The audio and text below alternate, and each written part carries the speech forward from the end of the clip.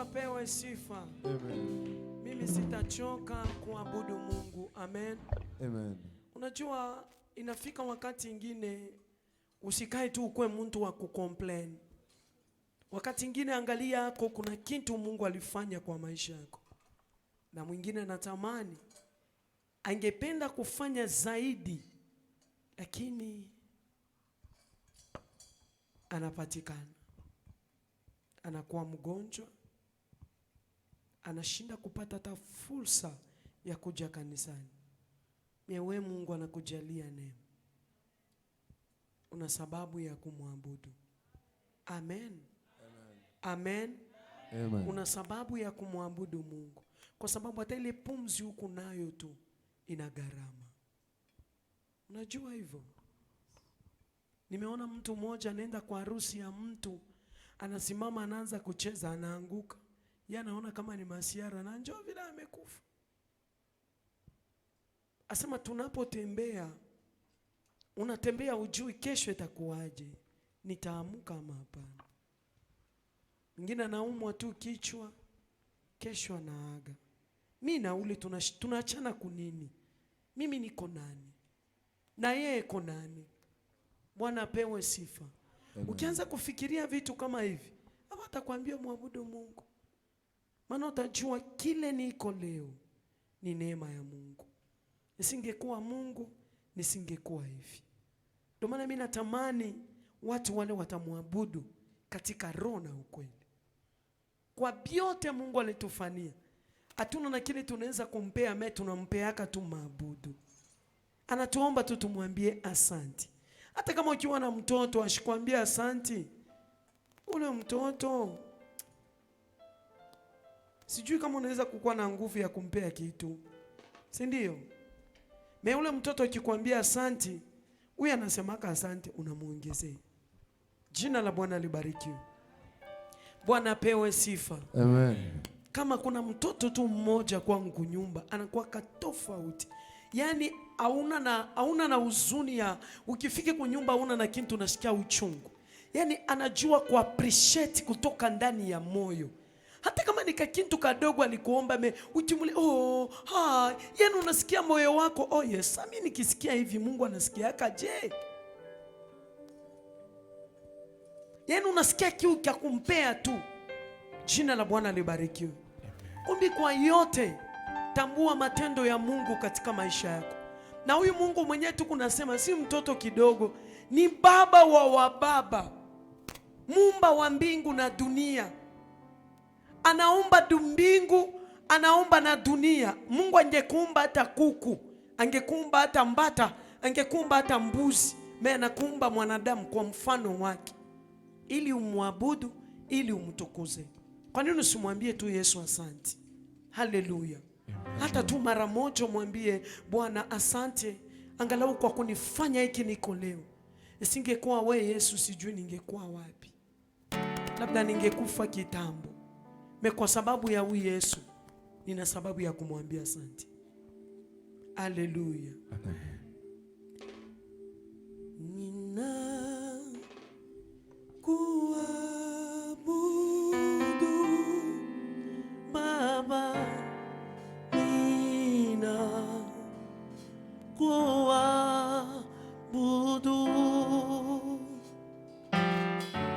nina kuabudu Yesu, nina kuabudu, uabudiwe. Nina kuabudu Bwana, nina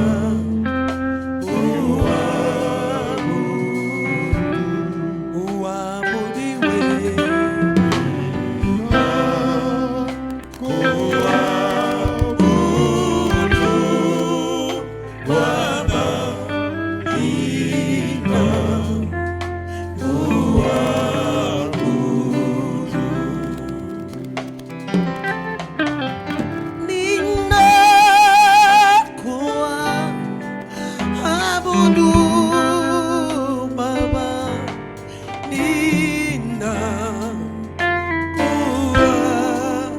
kuabudu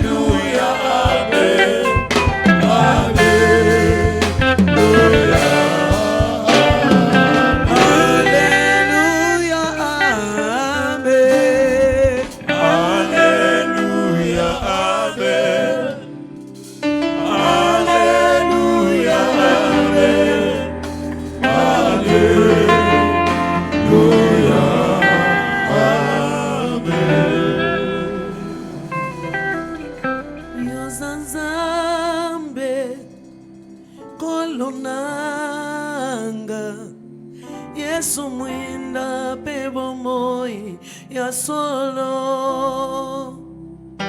yo zanzambe kolonanga. Yesu mwinda pebo moi ya solo yo zanzambe kolonanga. Yesu mwinda pebo moi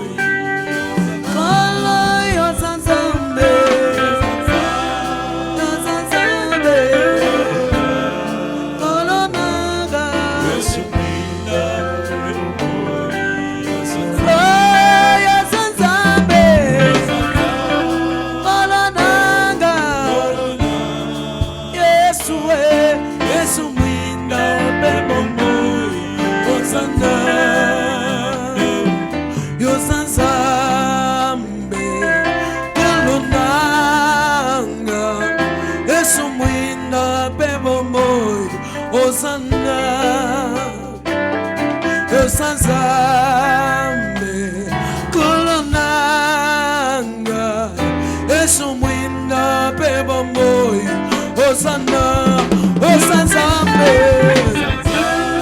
kolonangai Oh oh oh oh Yesu mwinda peba moi Osanzambe Osanzambe kolonanga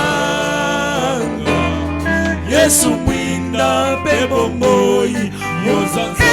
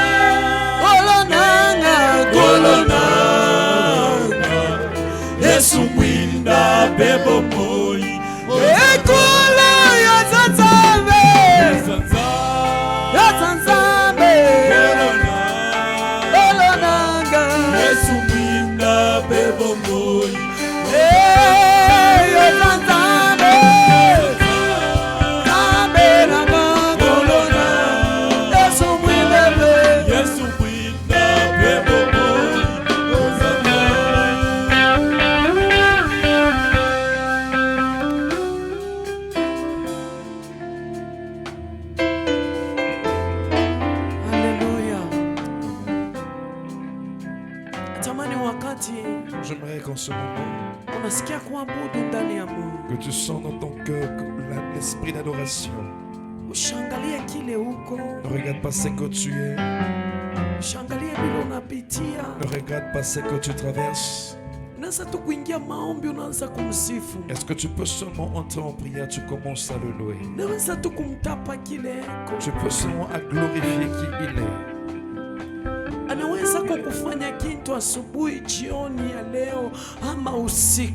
peut faire quelque chose ce soir. Il agit, bien-aimé. Dieu répond aux prières. Le Dieu qui m'a ramassé, moi qui n'avais aucun honneur, mtu ambaye alianza kusamba tokea saa 8 mpaka saa 15. Moi qui à chaque fois discutais de 18 mtu ambaye alikuwa na makesi kila siku. Une personne qui avait des problèmes chaque jour. Mais aujourd'hui j'arrive à faire un mois sans qu'il y ait des réunions à cause de Jésus. C'est Jésus qui fait ces choses.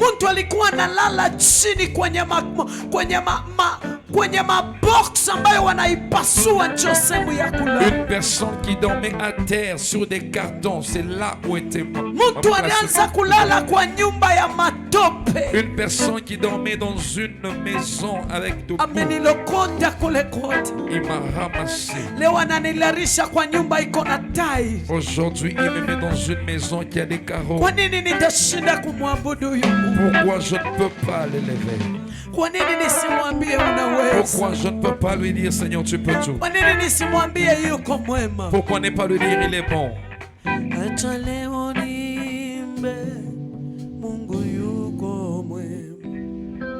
Acha leo niseme jinsi uko mwema katika maisha yangu mimi, bila wewe singeweza. Katika ukoo wetu nani angenisaidia? Acha leo niseme Mungu yuko mwema. Acha leo Mungu yuko, acha leo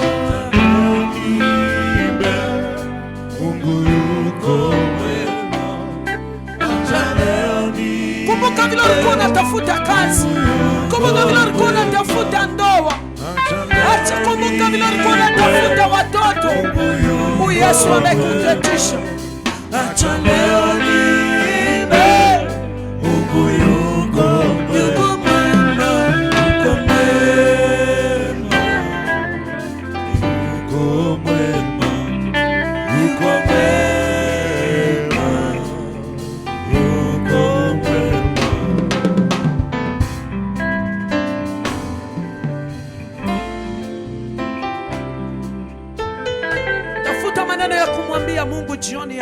Cherche des paroles que tu peux dire à ton Dieu ce soir,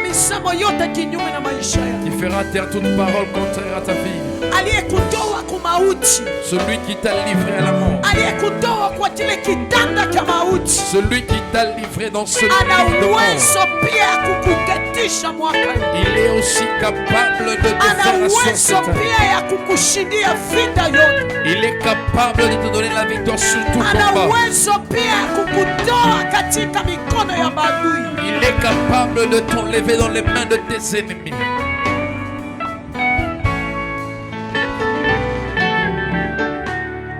Acha leo niimbe, Mungu yuko mwema. Acha leo niseme, Mungu yuko mwema.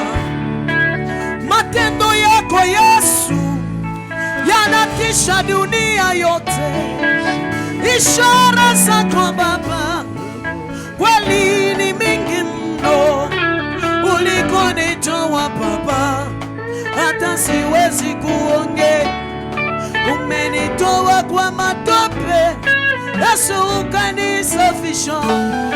Acha leo niseme, Mungu yuko mwema kwangu. Acha leo niimbe, Mungu yuko. Acha leo niimbe, Mungu yuko mwema. Acha leo niimbe, Mungu yuko mwema. Acha leo niimbe, acha niseme, acha leo niimbe, acha Mungu yuko mwema. Acha leo niimbe, umegeni nimekimuda. Acha leo niimbe, acha Baba,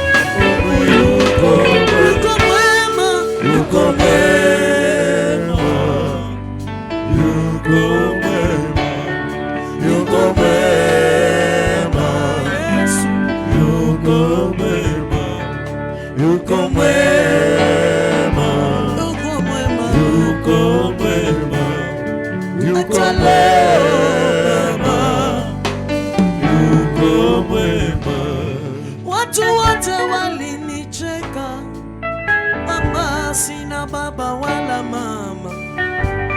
Masia ukakuwa baba kwangu, ukaniambia Astrid, njoo nitakulinda, simama ndani yangu tu nami nitakupigania.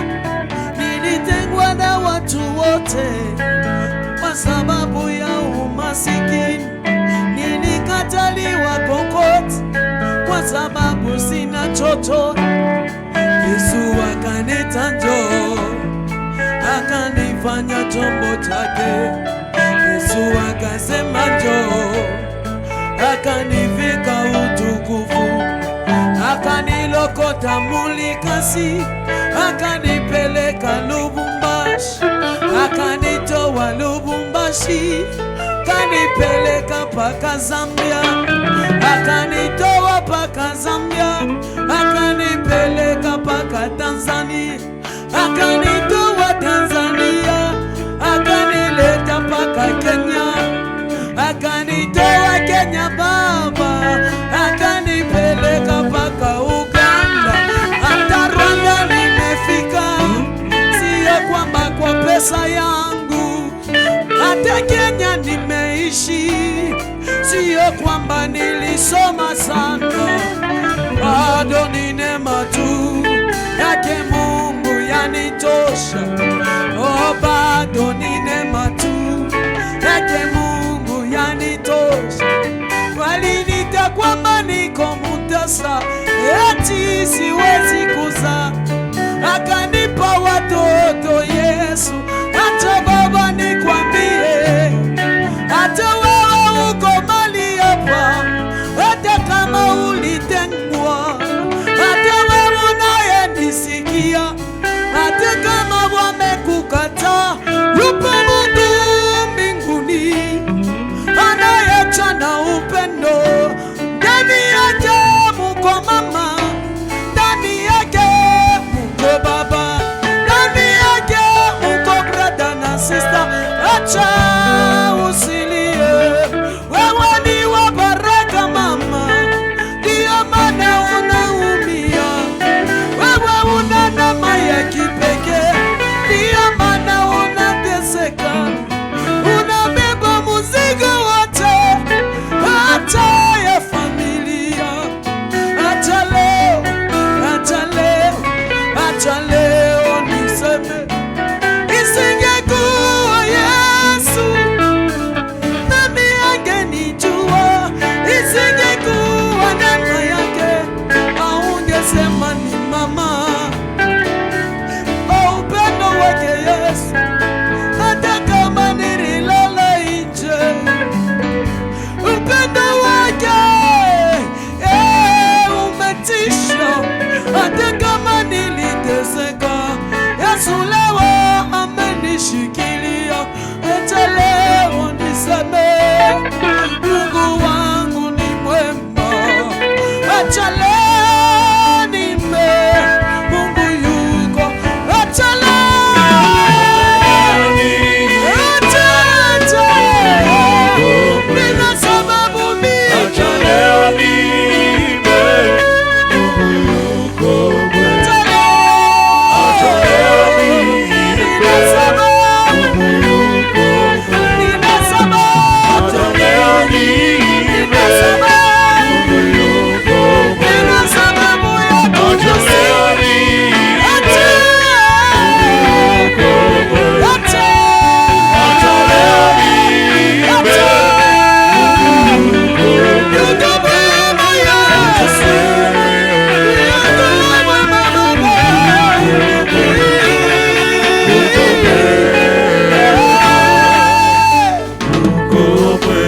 yuko mwema Yesu, yuko mwema, yuko mwema, yuko mwema, yuko mwema kwangu, yuko mwema. Acha leo niseme, Mungu yuko mwema.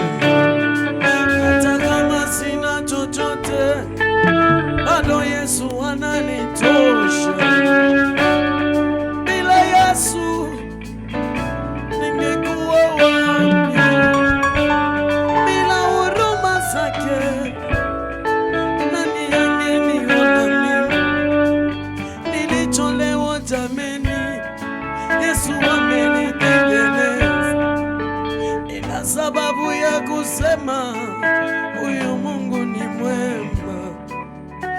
Kama ni kulala na njaa, kwangu haikukuwa shida. Kama ni kutembea uchi, kwangu haikukuwa shida.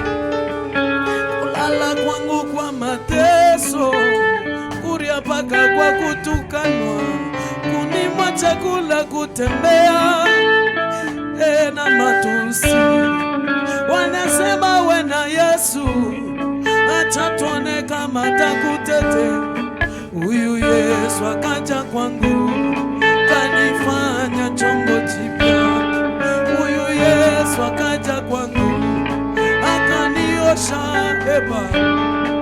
Ulisema nikuje hapa, Yesu utatenda. Ulisema nikikuita tu, Baba utashuka.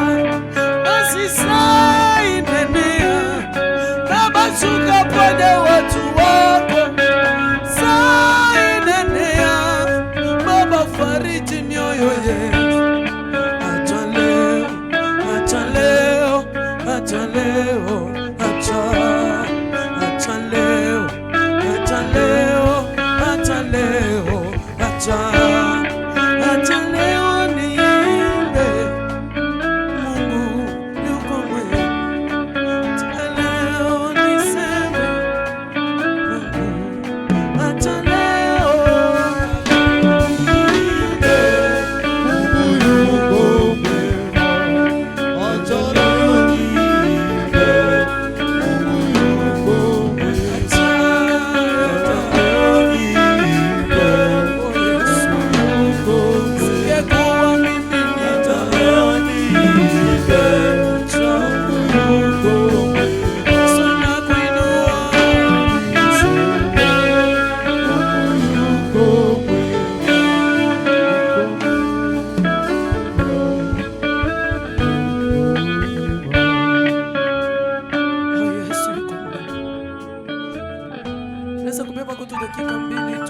Est-ce que tu peux prendre 2 minutes?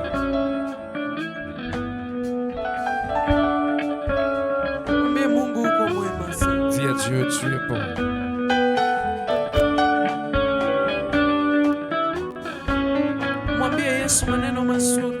Dis à Dieu des belles paroles.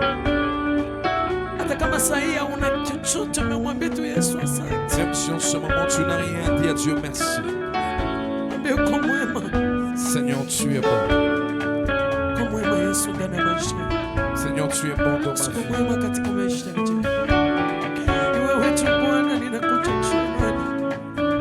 Sijui kunena Mungu, sijui kusema Mungu, unisaidie kwa Mungu wangu, Mungu wa mwito yangu, sitanyamaza juu yako.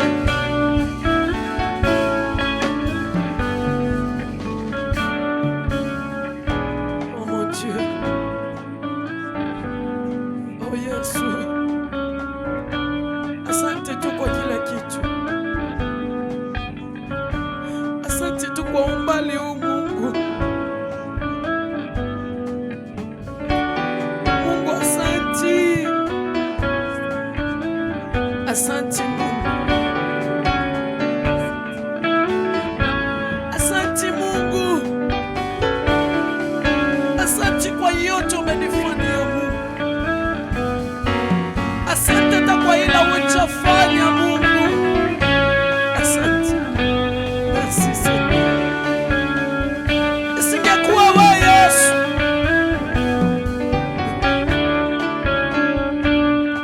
labda sasa niko mauti mimi. Na kwa sababu Yesu ulinipenda, ndio maana niko hai. Nataka nisikie sauti yako amba. J'aimerais entendre ta voix. Prie. Abudu Mungu wako, mwambie asante Dieu, dis-lui Yesu. merci.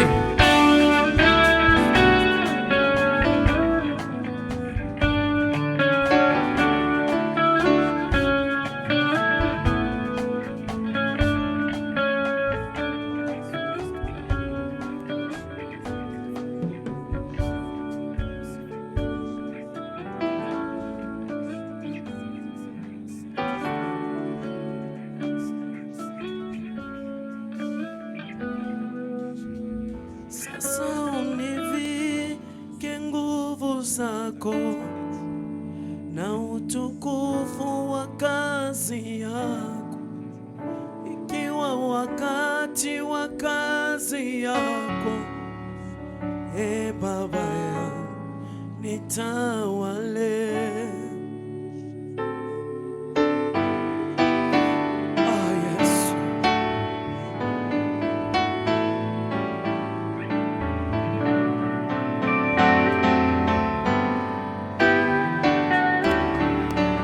Yesu akuone kwa jioni ya leo.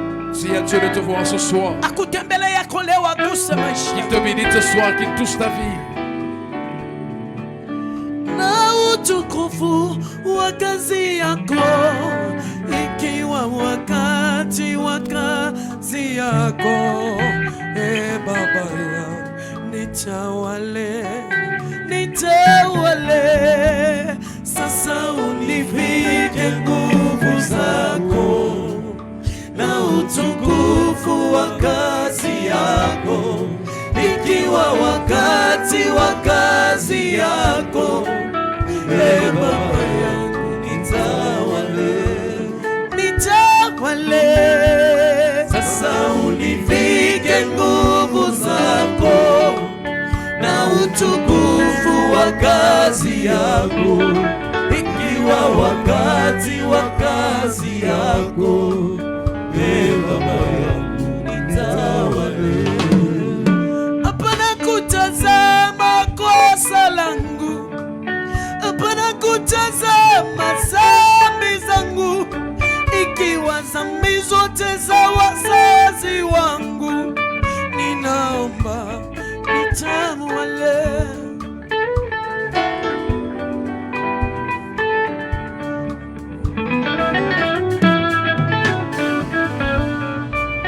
Katika maisha ya watoto wako na mashida inawasonga, wakijikuta mbele zako hawana nguvu, nitawale, nitawale. Sasa univike nguvu zako na utukufu wa kazi yako, ikiwa wakati wa kazi yako, Baba yangu, nitawale, nitawale. Sasa univike nguvu zako na utukufu wa kazi yako, ikiwa wakati wa kazi yako, Baba yangu, nitawale. Nikitazama Waisraeli walipita magumu na matatizo, Wafilistini waliwangamiza, waliomba ulitawala.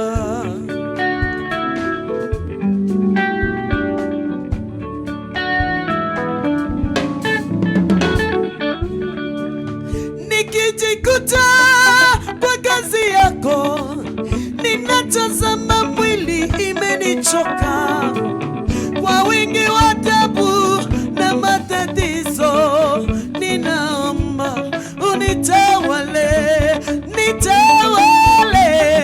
Sasa univike nguvu zako Yesu wangu, utukufu wa kazi yako, ikiwa wakati wa kazi yako, Baba yangu, nitawale, nitawale.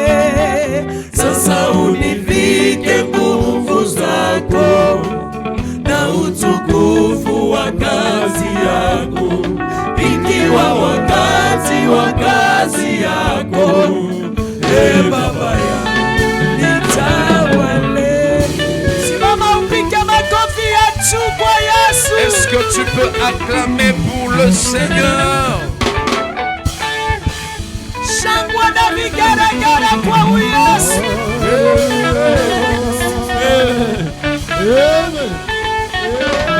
Umtukuze Yesu, maana wewe ni wa thamani. Glorifie l'Éternel.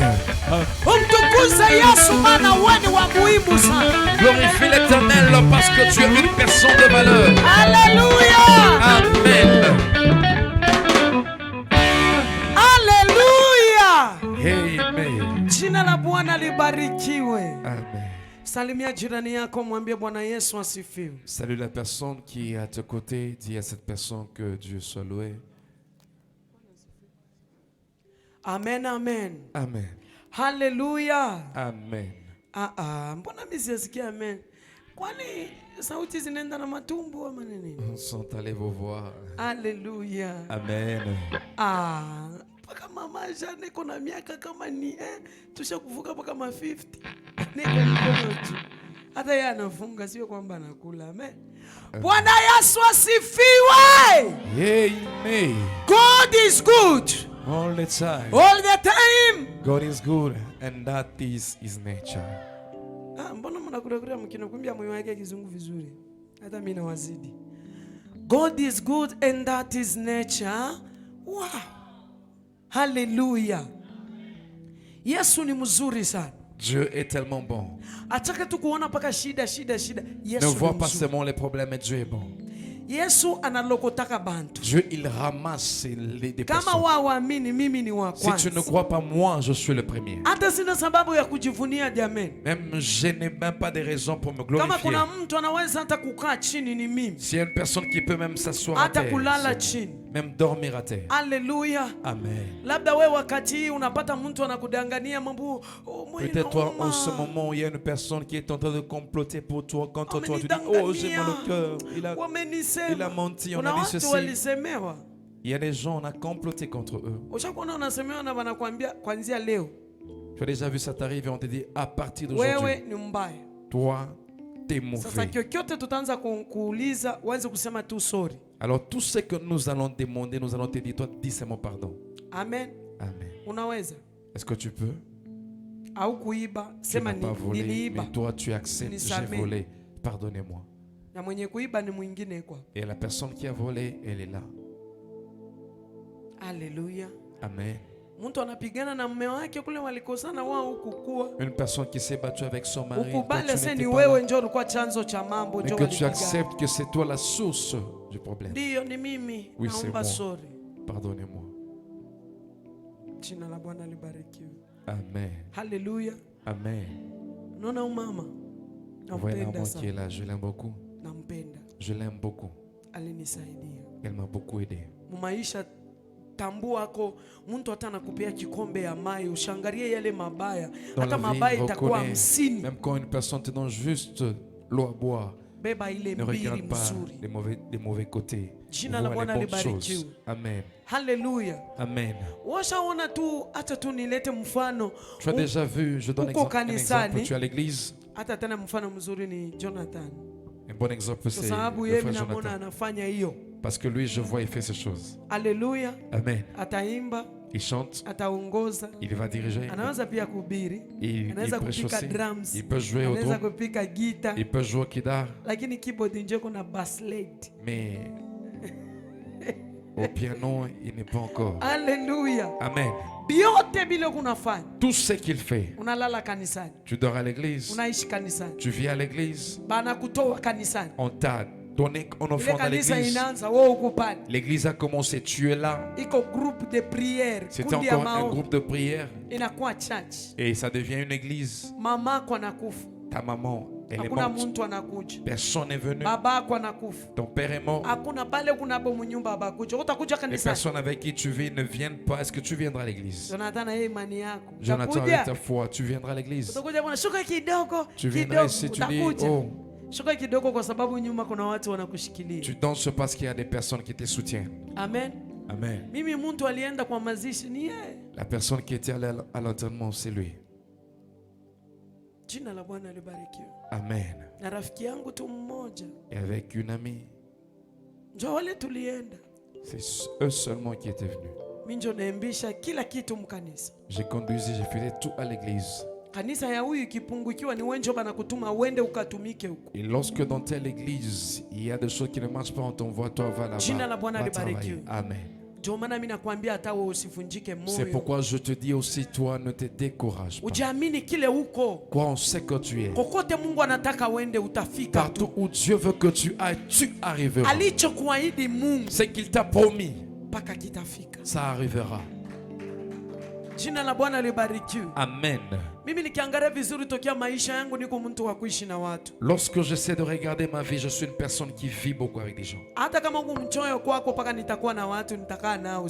Même si tu es égoïste, moi je vis avec des gens. Amen. Et je comprends qu'il y a une grande bénédiction. La bénédiction n'est pas seulement aux personnes avec qui tu es né dans une même famille. Tu vois, tel que vous êtes là. Vous êtes ma grande famille. Alléluia. Amen. Vous êtes ma grande famille, c'est pourquoi je vous aime trop. Même si tu ne m'aimes pas, je m'en fous, moi je t'aime. Amen. Maman, elle m'a beaucoup aidé. Merci sana Mama Jeanne. Merci encore Maman Jeanne. Ilifika kiwango amekasirika anasema mimi nenda kubeba polisi. C'était arrivé un temps où elle était fâchée, elle a dit que non, je vais maintenant aller prendre la police. Mimi nataka tumfungishishe. Nous allons maintenant arrêter la personne. Nikamwambia non. Il dit non. Mungu atanipigania. Dieu combattra pour moi. Jina la Bwana libarikiwe. Amen. Hapana kuogopa mtu anakulani wakati hauna na makosa. Ne crains pas lorsque on te maudit sans cause. Alléluia. Amen. Kama banakulani bila makosa leo laana yote tutairudisha. Si on te maudit sans cause aujourd'hui, nous allons retourner toute malédiction. Kwa sababu wewe ni mtoto wa destiny. Parce que toi tu es un enfant avec un destin. Chochote kilicho kwa destiny yako hakuna mtu atakibadilisha. Tout ce qui est dans ta destinée, personne ne changera. Ndio maana nataka kukuambia jioni ya leo hapana kuchoka. C'est pourquoi ce soir j'aimerais te dire ne te fatigue pas. Mnasikia miguu mimi nimefanya hivi. Vous sentez un peu faible dans les pieds?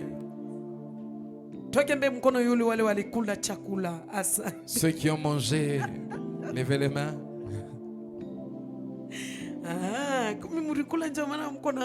Donc il y a des gens qui ont mangé, c'est pourquoi vous avez la force. Vous pouvez vous rasseoir. Alléluia. Amen.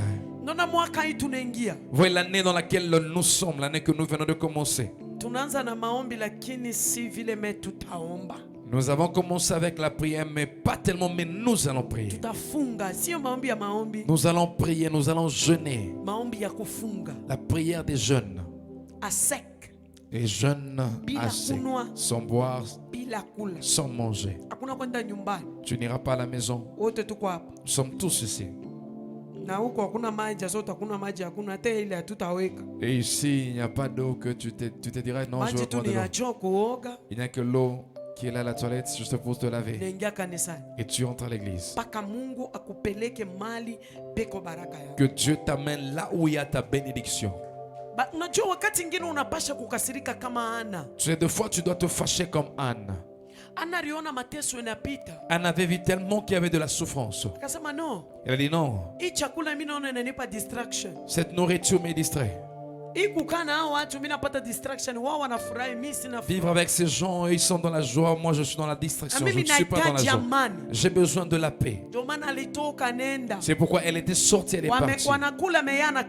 Les autres mangeaient, mais elle avait refusé de manger. Pourquoi? Parce qu'elle, elle avait mal. Si c'est toi qui as mal, tu vas jeûner.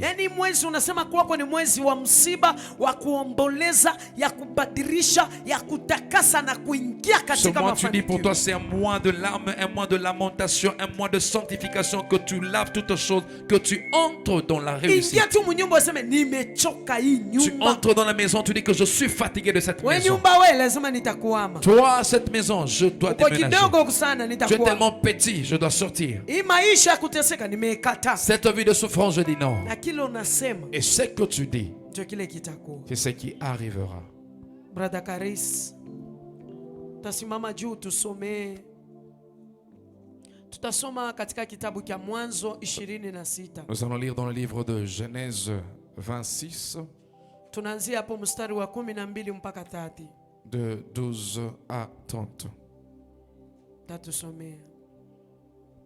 Mwanzo Genèse 26 chapitre 26 mstari wa 12 hadi 30. 12 à 30. Genesis 26, 12 à 13. Tasoma katika jina la Yesu. Amen. Mwaka huo Isaka alipanda mbegu katika nchi ile, akavuna mara 100 zaidi. Hebu badilisha, hapana kusema mwaka ule, sema mwaka huu. Mwaka huu Isaka atapanda mbegu katika nchi hii. Asante Karis, ubarikiwe na akili yako ibarikiwe. Atavuna mara 100 zaidi. Tosha hapo jina ya Isaka. On lève le nom d'Isaac. Weka hapo jina yako. Mets ton nom. Mwaka hii. Que cette année, nitapanda mimi. Je veux semer. Si Isaac ni mimi. Ce n'est pas Isaac, c'est moi. Nitapanda. Je veux semer. Na nitavuna mavuno zaidi ya. Et je veux recueillir beaucoup plus que l'année passée. maana Mwenyezi Mungu atatubariki. Haleluya. Nasi tutakuwa watajiri. Shumsemeni amen. Dites amen. Maana Mwenyezi Mungu atafanya nini? Car l'Éternel fera quoi? Atatubariki. Il nous bénira. Na tutakuwa et matajiri. Nous allons devenir riches. Tutazidi kupata mali hadi tutakuwa matajiri sana. Na niambia tutazidi kupata mali mpaka tutakuwa matajiri wa kupindukia. On va s'enrichir de plus en plus. Tutakuwa na makundi ya kondoo, ng'ombe na watumwa wengi. Hata maadui watatuonea wivu. Haleluya. Maadui waliokuwa wamevivuka visima vyote vya maji ambavyo watumishi wa Abraham baba yetu alikuwa amechimba wakati alipokuwa bado hai. Ndipo Abimeleki akamwambia Isaka, sorry mama, chani soma tu hivyo tu vile maandiko yanasema. Ndipo Abimeleki akamwambia Isaka, ondoka kwetu, kwani wewe umetuzidi nguvu. Basi Isaka akaondoka huko, akapiga kambi yake katika bonde la Gerari, akakaa huko. Isaka akavichimba vile visima vilivyokuwa vimechimbwa wakati Abrahamu baba yake alipokuwa hai, visima ambavyo Wafilisti walikuwa wamevifunikia baada ya kifo cha Abrahamu. Akavipa majina yale yale aliyoipa baba yake. Lakini watumishi wa Isaka walipochimba katika ile bonde na kupata kisima cha maji yanayobubujika, wachungaji hapo Gerari wakagomana na wachungaji wa Isaka wakisema, maji haya ni yetu. Hivyo Isaka akakiita kisima hicho Eseki, kwa sababu waligombana naye. Halafu wakachimba kisima kingine, nacho pia wakakigombania. Hivyo Isaka akakiita kisima hicho Sitna. Kisha Isaka akaenda mahala pengine na kuchimba kisima kingine, lakini hicho hawakukigombania. Hivyo Isaka akakiita Rehobothi, akisema, sasa Mwenyezi Mungu ametuachia nafasi, nasi twastawi katika nchi hii. Kutoka huko Isaka alikwenda Beersheba. Usiku huo huo Mwenyezi Mungu alimtokea na kumwambia, mimi ndimi Mungu wa baba yako Abrahamu. Usiogope, kwa kuwa niko pamoja nawe. Nitakubariki na kuwazidishia wazao wako kwa ajili ya Abrahamu mtumishi wangu. Kwa hivyo Isaka akajenga huko madhabahu, akamwabudu Mwenyezi Mungu. Akapiga kambi huko na watumishi wake wakachimba kisima. Abimeleki akatoka Gerari akiwa pamoja na Ahazi mshauri wake na Fikoli mkuu wa jeshi lake. Akamwendea Isaka. Isaka akamuuliza, kwa nini mnanikujia kwangu hali mnanichukia na mlinifukuza kwenu? Wao akamjibu, tumeona wazi kama Mwenyezi Mungu yuko pamoja nawe. Kwa hivyo tunafikiri inafaa tule kiapo pamoja nawe na kufanya agano kwamba hautatudhuru nasi kadhalika hatutakudhuru.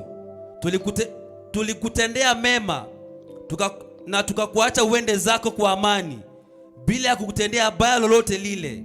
Na sasa wewe ni mbarikiwa wa Mwenyezi Mungu. Basi Isaka akawafanyia karamu, nao wakala na kunywa. Amen. Amen. Tutaweza kuketi, asanteni. Nous pouvons nous rasseoir. Jina la Bwana libarikiwe. Que Dieu soit loué. Mwaka hii ni mwaka wa kustarehe. Cette année c'est une année de repos. Alléluia. Amen. Mwaka wa nini? L'année de repos. Maandiko yanatuambia kwa ajili ya mtoto wa Abraham. La Bible nous parle du fils d'Abraham. Mtoto mmoja ambaye anaitwa mrithi. L'unique fils appelé héritier. Na Biblia inatuambia jinsi gani Abraham, la Bible nous montre comment est-ce que Dieu avait béni Abraham. Na Mungu alifanya naye agano. Et Dieu avait fait l'alliance avec Abraham. Akamwambia nitakuwa Mungu wako. Il lui avait dit, je serai ton Dieu. Wewe utabarikiwa. Tu seras béni. Na kizazi kyako chote. Et toute ta postérité. Na taifa lote litabarikiwa juu Et yako. toute la nation sera bénie par toi. Jina la Bwana libarikiwe. Amen. Lakini hiyo baraka, Mais cette kuna ile bénédiction, Abraham aliona, il y a ce qu'Abraham avait vécu, ile ambayo Mungu alipanga juu ya. c'est que Dieu avait planifié pour lui. Na kuna ile Mungu alipanga juu ya watoto Et il wake. y a aussi ce que Dieu avait planifié pour ses enfants, Na wajugu et pour ses petits-fils, na vituku. et pour ses Sasa arrière-petits-fils. sijajua wewe uko mjukuu ama mko kituku. Maintenant, je ne sais pas où est ta place, tu es petit-fils ou arrière-petit-fils. Maana Biblia inasema kwamba Isaka, Parce que la Bible nous dit que Isaka ndio alikuwa mwanaye wa pekee. Isaac était l'unique fils d'Abraham. After baba yake kufariki, Après la mort de son père, ilibidi arithi utajiri wa baba yake. il a fallu qu'il puisse hériter la richesse de son père. Ilibidi achukue chochote kilikuwa kwa jina ya Abraham. Il a fallu qu'il puisse prendre tout ce qui était du nom d'Abraham. Biblia inasema kwamba baba yake kuna visima wafanyakazi wake ambao walikuwa wamechimba. La Bible nous dit qu'il y avait des puits que ses serviteurs avaient creusés. Isaka alitoka yeye na wafanyakazi. Isaac était sorti avec les serviteurs. Akatoka nao akaenda katika mji ule ambao kulikuwa baba. Ils sont allés jusque dans la ville là où il y avait le père. Akaketi hapo. Il était là-bas, il s'est installé Biblia là-bas. inasema alibarikiwa. La Bible dit qu'il était béni. Maana ilikuwa mwaka wa baraka. Parce que c'était l'année de bénédiction. Ilikuwa mwaka wa stability. C'était l'année de stabilité. Ilikuwa mwaka wa kustarehe. C'était l'année de repos. Ilikuwa mwaka ambao wa kukaa kwa amani. C'était l'année où il devait vivre dans la paix. Kulingana na profesi ambayo iliyosema. Selon la prophétie qui était dite. Wewe na mimi tunaishi mwakati ya profesi. Toi et moi, nous sommes en train de vivre le temps de la prophétie. Profesi inasema kwamba mwaka jana ilikuwa ni mwaka wa kuexploiter. La prophétie dit que l'année passée c'était l'année d'explosion. Ilikuwa ni mwaka ambayo Mungu anaenda kutumikisha kile kiko ndani kilijificha akilipue kijulikane. C'était l'année où Dieu allait faire germer ce qui était caché à l'intérieur. Profesi kakuja mwaka hii. La prophétie est venue cette année. Kwamba mwaka hii ni mwaka wa kustarehe. Que cette année c'est l'année de repos. Yani ni mwaka wa kupumzika. L'année de repos. Kama ulilima sana unapasha kupumzika. Si tu avais beaucoup cultivé, tu dois te Kama reposer. ulilia sana unapasha kupumzika. Si tu avais beaucoup pleuré, tu dois te Kama reposer. ulitafuta sana unapasha Si tu avais kupumzika. beaucoup cherché, tu dois te reposer. Mais kama unachunguza maisha yako hamuna repos. Mais si tu examines bien ta vie, il n'y a pas le repos. Ndio maana tuko hapa hii mwezi C'est yote. pourquoi nous sommes ici ce mois. Ili kukamilisha mwaka yote na mwezi yote iko. Afin de bien préparer l'année et tout le mois. Tunabaki na miezi 11. Il nous reste 11 mois. Kwa sababu hii mwezi tunaitumia kutengeneza njia. Parce que ce mois nous l'avons placé pour préparer le chemin. Tunatumia mwezi kukamilisha mambo. Ce mois ici nous l'avons mis pour préparer des choses. Palipo mulima Là où il y a la montagne sera détruite. Palipo mabonde panyoshwe. Là où il y a, je sais pas moi, des petites montagnes, ça sera aussi ôté.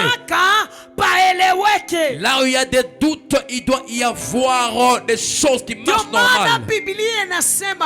C'est pourquoi la Bible nous dit, Isaka anasema ni mwaka wa kubariki. Isaac dit c'est l'année de repos. Maadui watatuonea wivu. Les ennemis vont nous envier. Maadui watajinyonga. Les ennemis vont s'étrangler. Kwa yale Mungu atafanya. De ce que Dieu va faire. Kwa nani? Dans la vie de qui? Jina la Bwana libariki. Amen. Kwa nani? Dans la vie de qui? Kwa nani? Dans ma vie. Kama naamini kwamba ni kwako. Si tu crois que c'est dans ta vie. Neno la Mungu linasema hakuna unabii yoyote lienda maji. La parole de Dieu dit que aucune prophétie n'est allée en vain. Unabii yote Mungu alisema ilitimilika. Toute prophétie que Dieu a dit était accomplie. Chochote Mungu alisema kwa maisha yako kitatimilika. Tout ce que Dieu a dit sur ta vie s'accomplira. Chochote Mungu alipangaka juu yako utakiishi. Ce qu'il avait planifié sur toi, tu vas vivre ça. Yote Mungu alisema kwa maisha yako kwamba utakuwa mtu wa baraka, atiko utakuwa mtu wa baraka. Ce qu'il a dit dans ta vie que tu seras une personne bénie, réellement tu seras béni. Yani prophétie yoyote, toute prophétie haitapotea. Ne va pas se perdre. Hautakufa bila kuiona. Tu ne mourras pas sans vivre. Haitaishi tu na wajugume yanze pako njoo yende kwa watoto wako na kuwajugua. C'est pas seulement les petits-fils qui vont vivre, ça va commencer par toi, tes enfants et maintenant tes petits-fils. Isaac dit c'est l'année de bénédiction, l'année de repos, l'année de repos. Parce qu'il avait la prophétie, il avait l'héritage, mais il a fallu qu'il puisse prendre possession de ça. Comment est-ce qu'il va prendre possession de la bénédiction? C'est pourquoi il avait cultivé un champ, il a cultivé. Il a dit qu'il avait produit. Ce champ-là avait produit des choses. Ce champ-là avait apporté la joie. Il dit des brebis, des boucs s'étaient reproduits. Parce que c'était l'année de bénédiction. Mais comment est-ce que les brebis vont vivre sans eau? Il devait y avoir quelque chose pour accomplir la vision. Il a fallu quelque chose arrive afin que ce repos puisse être palpable. Il s'est souvenu qu'il y a des puits. Amen. Il s'est souvenu qu'il y a des puits. Et il est allé au premier puits. Et il y avait eu des disputes. Parce que ce puits, son père avait donné les travailleurs aux serviteurs afin de creuser. Il y avait de l'eau. Abraham est mort. Et ce gens ici, ils ont pris des arbres, ils ont placé dans le puits. Et ils ont couvert ce puits. Mais lorsqu'Isaac est venu avec ses serviteurs, ils sont allés encore pour creuser ce puits. La Bible dit que l'eau pure était sortie du puits. Mais Abimelech, ses serviteurs, sont venus pour combattre les serviteurs d'Isaac. Il y a eu dispute à cause du puits. Isaac a laissé. Il est allé creuser le deuxième puits. Et dans ce deuxième puits, la Bible dit, lorsqu'il avait encore causé, ces hommes-là sont encore revenus. Il y a eu encore querelle. Mais la Bible me dit, Isaac n'était pas fatigué. Il n'avait pas combattu ces personnes. Pourquoi tu combats les gens? Pourquoi tu te disputes avec les gens de ta famille? Pourquoi tu te disputes avec les gens contre leur bénédiction? Toi, ne te fatigue pas à prier. Ne te fatigue pas à chercher le travail. Ne te fatigue pas à jeûner. Ne te fatigue pas à combattre. Continue dans les combats. Travaille. Il y aura un miracle. Un miracle se produira dans ta vie. Isaac n'avait pas continué à poursuivre ce genre. Ce qu'il avait vu, c'est le repos. Son repos à lui. On est en train de combattre son repos. C'est pourquoi j'annonce ce soir tout ce que tu as prévu pour toi, tout ce qui est dans la prophétie, tout celui qui se lèvera afin de maudire ta vie, afin de bloquer ton destin, que le feu le poursuive. Il n'aura pas de paix. Toutes ces portes, les portes pour lesquelles tu as souffert, il y a peut-être une source, la source pour ta vie. Tu as travaillé beaucoup, tu as aidé des gens, ces gens ont réussi, mais on t'a oublié. On ne te voit pas comme une personne de valeur. Ne regarde pas ces personnes. Toi, regarde la prophétie, que c'est l'année de bénédiction, que c'est l'année où tu dois t'asseoir. Même si tu es encore debout, sache que Dieu va te placer dans le repos. Même si tu es encore des fardeaux, sache que Dieu va te faire reposer. Je te dis, il y a le repos. C'est pourquoi j'annonce sur ta vie, tout ce que tu as planifié, personne ne va empêcher cela. Ce que tu as dit, tu vas Saisis cela. L'année de repos. Il y a toutes choses. Tu ne vas pas suer. C'est l'année de repos. Pour que tu entres dans le repos, tu dois combattre pour ton destin. Tu dois te battre pour ta bénédiction. Tu dois te battre pour la révélation. Combat pour la prophétie sur ta vie. Combat pour la prophétie pour tes enfants. Combat pour la prophétie. Ce qu'il a dit l'année passée. Il y a des gens qui avaient couvert ou bouché ton puits à toi. Est-ce que tu vas te décourager? Parce que tu n'as pas encore réussi. Parce que tu es bloqué. Parce que dans ta famille, il n'y a personne qui est élevé. Peut-être tu te poses la question, pourquoi vous parlez du repos? Je veux me reposer au moment où j'ai des dettes dans un banque. Je veux me reposer comment est-ce que... Parce que j'ai influencé mais je n'ai encore rien. Me reposer dans ma famille maintenant, les parents se sont divorcés. Me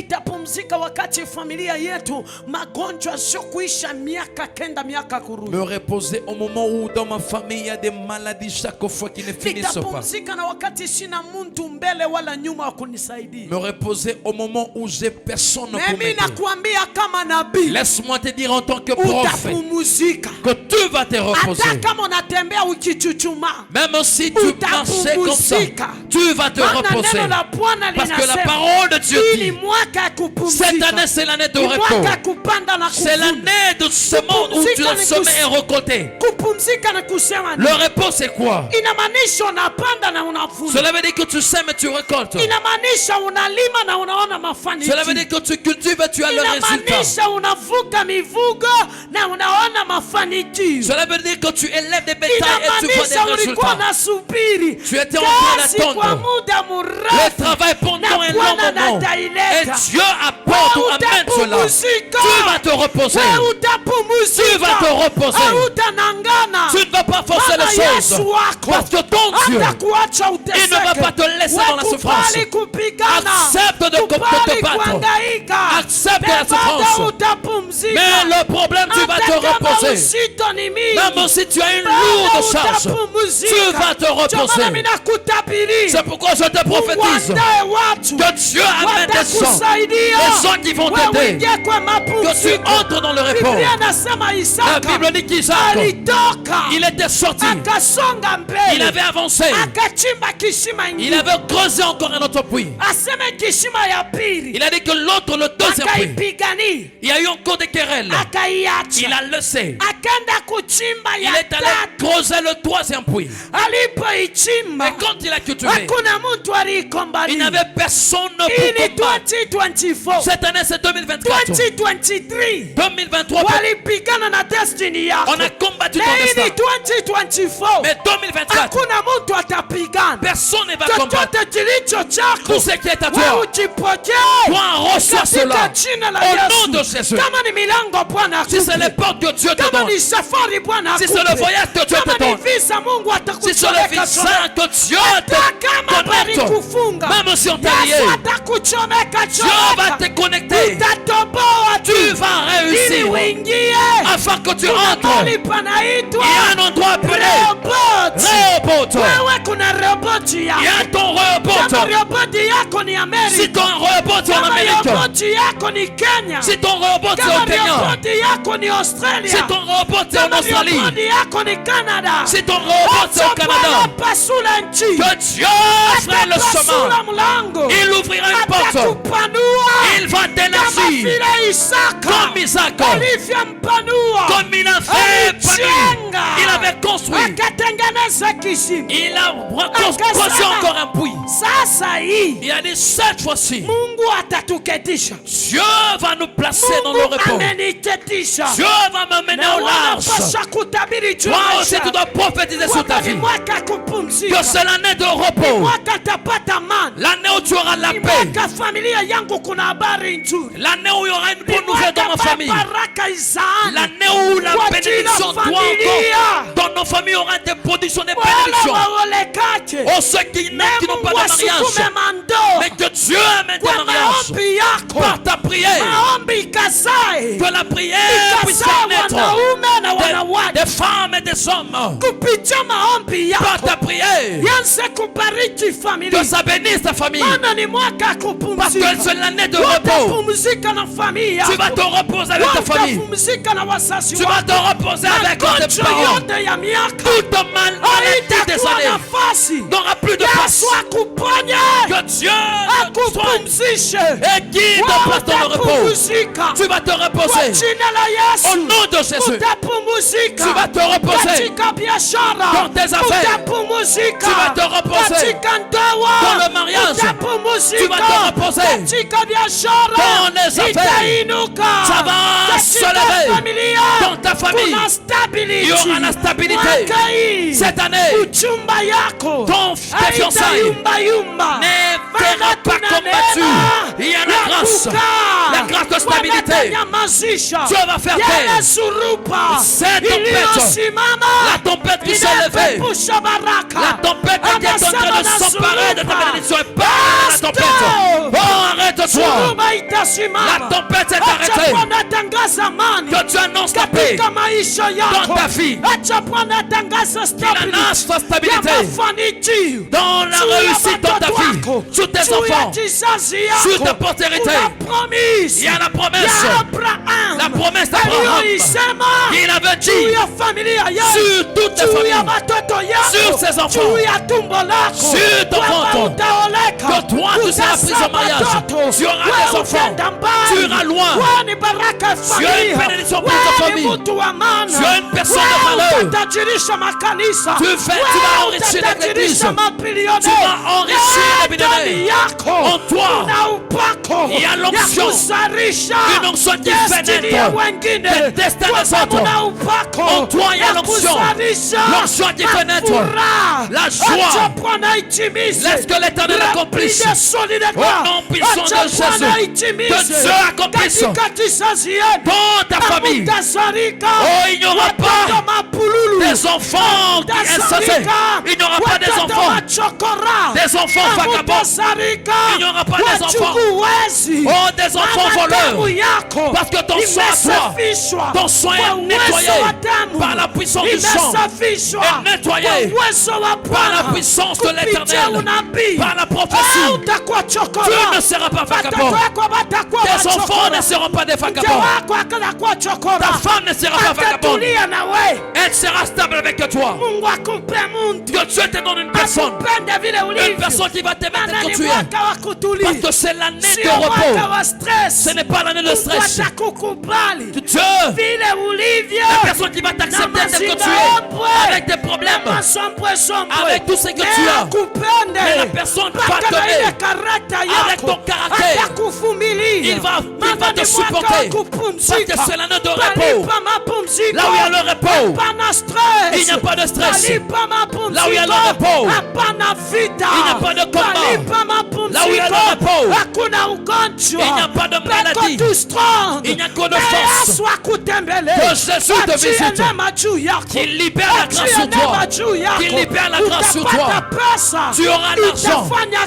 Tu vas travailler. Ce n'est pas l'argent qui va s'envoler. Non. Tout hôtel qui bouffait ton argent, ça ne va plus voir ton argent cette année. Cette année on ne va plus voir. On est en train de bouffer les connexions. Cette année on ne va rien voir. Tu as beaucoup travaillé. Parce qu'il n'y a pas de repos. Tu n'as rien. Tes amis construisent. Toi tu es tel que tu es. Prophétise sur toi. Il y a une grâce de bâtir. Une grâce de produire. Tu vas faire naître en toi. Il y a la grâce de faire naître. Abandonne les combats. Même si tu as trop de combats, ça n'empêchera pas ce que tu as placé en toi. Même si la sorcellerie est tellement grande, ça ne va pas empêcher la puissance de Dieu qui est en toi. Elle va faire naître des personnes. Elle fera naître des choses. Elle fera naître des destins. Elle fera naître des choses et des résultats. Elle fera naître de travail. Cette année, on saura qui tu es. Dieu va te placer dans le repos. Même si les sorciers, ils t'entourent, ils t'ont saisi, ils vont te laisser. Parce que c'est l'année de repos. Ce n'est pas l'année où tu seras lié. Ce n'est pas l'année où on va te poursuivre. Ceux qui sont en train de poursuivre ta vie, dites à des gens de stop. Le temps est arrivé. Je dois me reposer. Dieu dit, tu te reposeras. Tu vas te reposer. Tu vas te reposer. Tu vas te reposer. Mais on va te combattre. Les ennemis, ils ne vont pas te laisser. Dans ce programme de jeûne, ils vont te tenter. C'était le temps de la bénédiction.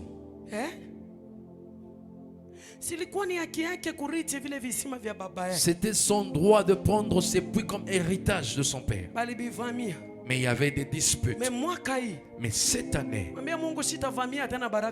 dit Seigneur, je ne veux plus encore, il n'y aura plus de disputes dans ma bénédiction. Mais la bénédiction va me suivre. Les portes vont me suivre. Ceux qui me combattent, je ne me fatigue pas.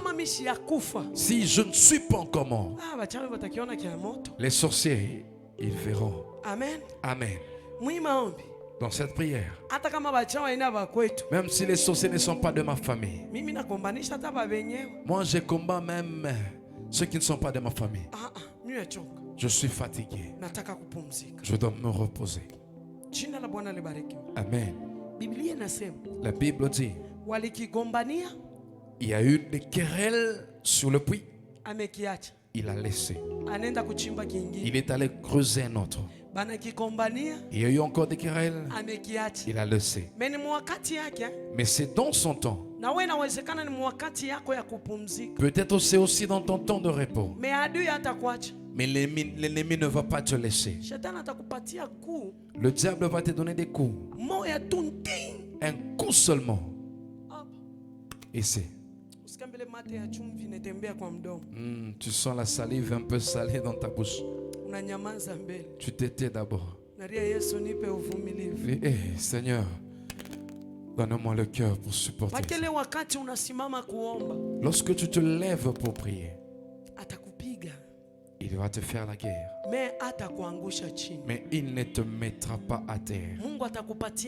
L'Éternel te donnera la force. Tu vas te lever. Même s'il reste un peu seulement que tu tombes, Jésus va encore te ressaisir et dire, mon fils, viens. Même si on disait que ça là, il ne va pas traverser. Ça c'est la fin. Tu iras. Dieu va mettre l'ange. Il dit non. Tu as encore un travail. C'est pourquoi ne te décourage pas. Continue à prier. Tu dors affamé, prie. C'est l'année de repos. On te chasse à la maison. C'est l'année de repos. Toi, oh Seigneur, cette année c'est l'année de repos. Je n'ai même pas l'argent pour payer le loyer. Laisse qu'on te chasse. Quand on va te chasser, les portes s'ouvriront.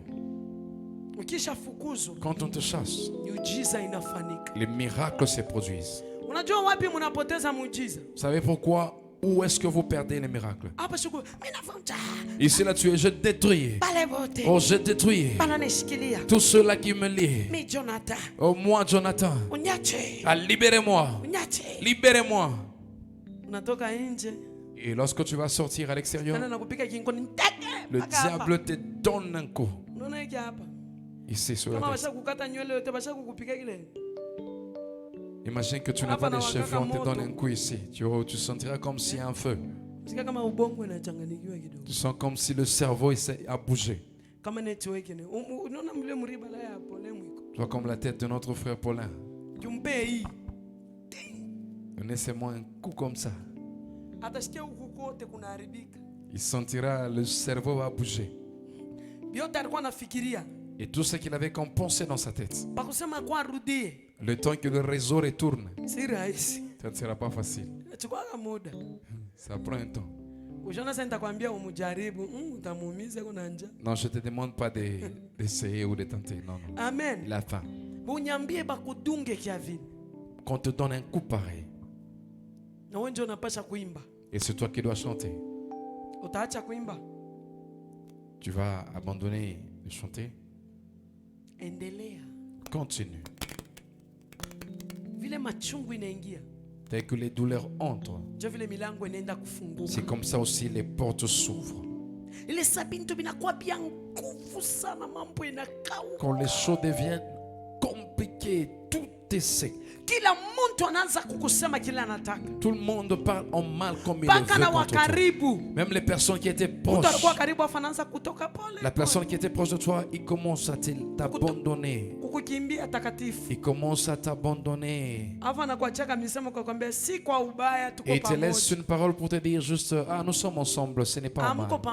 Vous n'êtes plus ensemble. Même si tout le monde te laissait, tu te retrouves seul. Tu verras Jésus venir. Là où tu es seul dans ta solitude, et t'en fais pas. Il est avec toi. Fortifie-toi. Tu es un héros. Ne te décourage pas. Tu seras béni. Tous ces gens ici viendront vers toi. Dieu ne vient pas agir lorsque les gens sont en train de parler. Il vient lorsque toi tu utilises ton zèle. Isaac, s'il avait regardé à ces gens, il n'allait pas réussir. Le problème, c'est que j'ai compris ce qui est le plus important. Toi-même. Et moi qui te prêche, je me prêche d'abord moi-même. La première des choses, tu dois d'abord reconnaître le temps. Isaac, il savait que c'est le temps de repos. Et comme c'était le temps de repos, je dois continuer. Il travaille, ces gens viennent, n'importe qui, des disputes, des querelles, il creuse. Et il avance. Ne retourne pas en arrière, avance. Lorsqu'on te combat, toi avance. Prends ta vision. N'abandonne pas la vision. Même si les choses deviennent compliquées, prends ta vision. Avance. Et là où tu avances, Jésus passera devant. C'est pourquoi lorsqu'il avait creusé le troisième puits, il a prophétisé. Il a dit ceci s'appellera Rehoboth. Rehoboth, cela veut dire aujourd'hui. Personne ne viendra pour apporter des querelles. Ça m'appartient. D'abord, ça reconnaître la saison. Que ça c'est ma saison ou mon temps de repos. C'est là et c'est assez. Tout ce que j'ai vécu, c'est assez, c'est la fin. Cette année, je ne veux plus pleurer.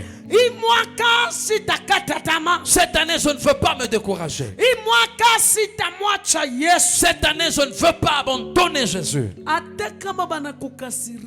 Même si les gens venaient te faire du mal. Alors tu ne dis pas que non, je vais d'abord abandonner Jésus, le mettre de côté. Tu ne me connais pas. Je vais d'abord le mettre de côté. Non. N'enlève pas Jésus comme un habit. Continue, avance. Continue. Même si tu ne vois rien. Même si tu n'as personne pour te saisir.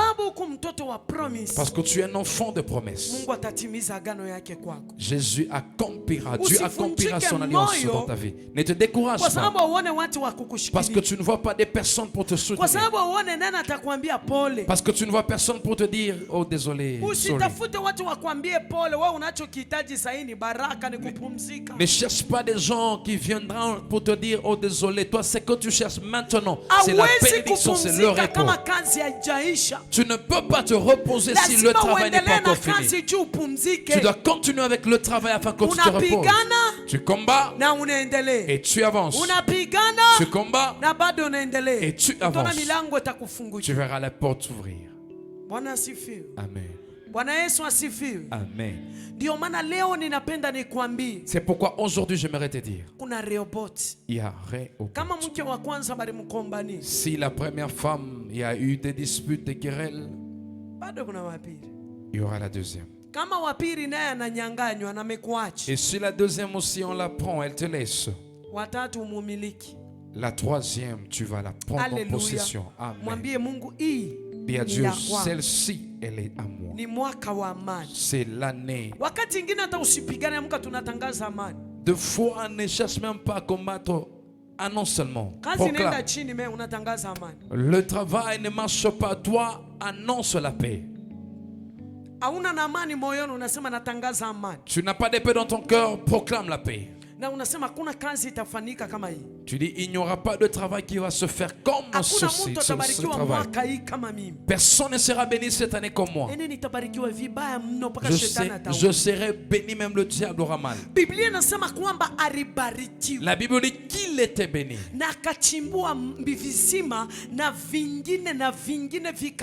Et il avait creusé des puits et des puits jusqu'à Bethsheba. Il avait bien arrangé le lieu et le lieu était élargi. Ceux qui les combattaient, ils sont revenus. Et vous venez encore me suivre. Vous m'avez chassé.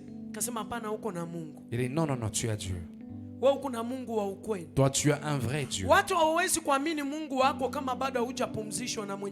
Les gens ne peuvent pas croire en ton Dieu si il ne t'a pas encore placé dans le repos. Demande à Dieu de t'introduire dans le repos afin que l'on sache que tu as Dieu. Que Dieu enlève la honte. Qu'il puisse te donner l'honneur. Qu'il t'élève au milieu de tes ennemis. C'est pourquoi cette année, c'est l'année où tu dois être élevé au milieu des ennemis. Là où tu étais tombé hier, aujourd'hui tu ne tomberas pas. Là où on t'a refusé hier, demain on ne va pas te refuser. Là où on se moquait de toi, demain on va te chercher. Et tu vas organiser une fête pour eux. Isaac avait organisé la fête. Ils ont mangé, ils ont juré. Dès aujourd'hui, entre nous et toi, il n'y aura plus de querelle. Même toi cette année, tous les sorciers, ceux qui avaient saisi ta bénédiction à cause de ton père Abraham, ceux qui s'étaient emparés de ta richesse, le Dieu du ciel qui se lève et qu'il te justifie, qui t'élève, qui te bénisse, qu'il élargisse les limites, qu'il te place. Isaac, les limites étaient élargies. Laisse que Dieu puisse faire un miracle. C'est pourquoi ne te décourage pas. Continue à briser. Continue à détruire. Continue à détruire. Continue à travailler. Même si tu reçois peu, ne te décourage pas. Il y a des grandes personnes qui ne te donnent pas de la valeur. Ne te fatigue pas. Ne combat pas ces gens. Toi, va auprès de ton père. Dis la promesse. La promesse que tu as prise pour moi. La Bible dit, après le repos, Dieu est venu. Il a dit à Isaac, n'aie pas peur. Je suis Dieu, le Dieu de ton père Abraham. Je serai avec toi.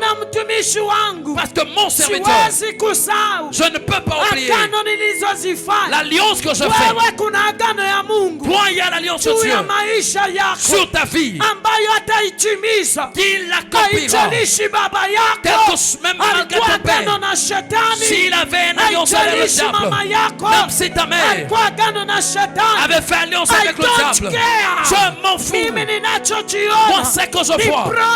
C'est la promesse. Il a dit, venez vers moi, vous tous qui êtes chargés, je vous donnerai le repos. C'est pourquoi je prends cette promesse. Il m'a dit, heureux la personne qui confessera et qui va croire en moi. Il sera une nouvelle créature. Moi et mon Père, nous allons faire une demeure en lui.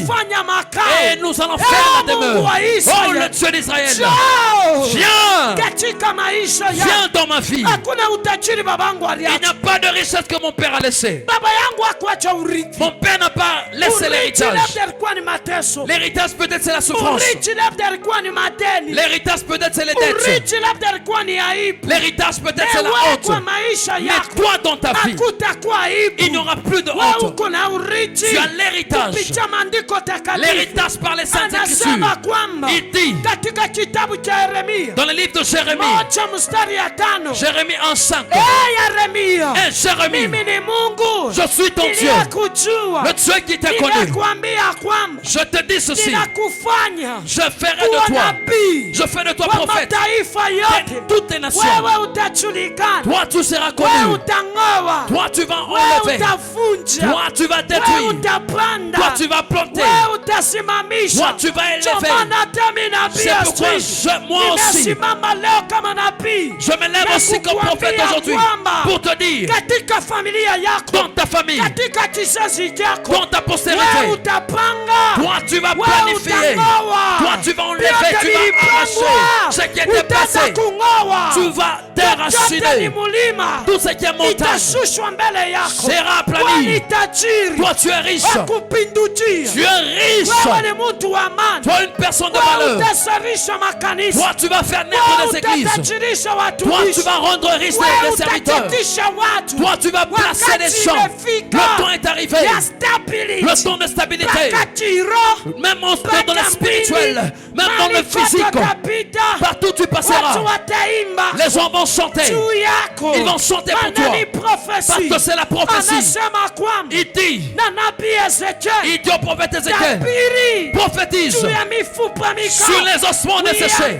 Dis à ces ossements, vous êtes une grande armée, vous n'êtes pas des cadavres. Je te dis aussi, tu es orphelin, tu es père. Tu as le Dieu puissant, tu as le Dieu formidable, celui qu'on appelle le Dieu de gloire, le Dieu puissant. Amen. Amen. Hey. Le temps est arrivé. Il va se manifester dans ta vie. Il s'appelle le Dieu qui fait le chemin. Il est le Dieu qui contredit les sorciers. Il est le Dieu de la tribu de Juda. Il est le Dieu puissant. Le temps est arrivé. Le ciel va changer pour toi. Les gens vont te voir. Il va te lever. Il va te placer dans le repos. Tu ne vas plus pleurer. On ne va pas te passer. Chaque fois tu cours toujours dans le sommeil. Toi, il y a toujours les gens qui te poursuivent avec des machettes. On veut me tuer. Qui veut te tuer? Cette année, tu n'auras pas des rêves qui vont te faire peur. Amen. Oh, tu es lié de chaînes. Oh, on lie tes pieds. Même si tu marches comme ça. Même si tu marches comme ça, cette année, Dieu va briser ce chaîne. Il va briser ce chaîne. Tu seras libre. Tu seras prise au mariage, tu vas épouser. Tu auras des enfants. Tu auras des bêtes enfants. Des prophètes qui diront nous appartenons à Dieu. L'autre dira je suis la main de l'Éternel. L'autre dira je viens du ciel. Le temps vient. Dieu va te donner le repos. Dans les finances, dans la paix, la joie, les connexions, le voyage, la stabilité, l'amour, la joie, la productivité, l'évolution. Ce n'est pas seulement l'année de pleurs, c'est l'année de repos. C'est pourquoi je t'annonce de repos de tous côtés de ta vie. Tout ce qui s'est levé que ça s'éteigne, ce qui est planifié que ça s'éteigne. Lorsque tu pries pour ce mois, lorsque tu pries pour le reste de mois, tu ne vas pas prendre les fardeaux des autres. Tu ne vas pas prendre les péchés de tes parents. Tu ne vas pas prendre la malédiction de tes parents. Ça ne va pas t'empêcher. Mais tu viens avec la puissance. Tu vas arracher tout ce qui est à toi. Tout ce qui est dans ta position. Tout ce qui est dans la position de ta vie. Tout ce qui est dans la position de ton mariage. C'est ton droit de vivre dans la joie, de vivre dans la paix, de vivre d'une vie de réussite. Tu vas réussir partout. Au nom de... Tiens-toi debout, j'aimerais que nous puissions prier 2 minutes. Alléluia. Amen. J'aimerais que tu dises à Dieu, moi, c'est que je veux creuser cette année. 2022, je creusais un puits. 2023, je creusais le deuxième. C'est puis ici que de 2024, c'est pour mon repos. C'est pour la stabilité. Que Dieu te donne aussi la stabilité dans ta vie. Toi, tu n'as jamais eu de fête. Toi, tu es toujours là, tu te lamentes toujours.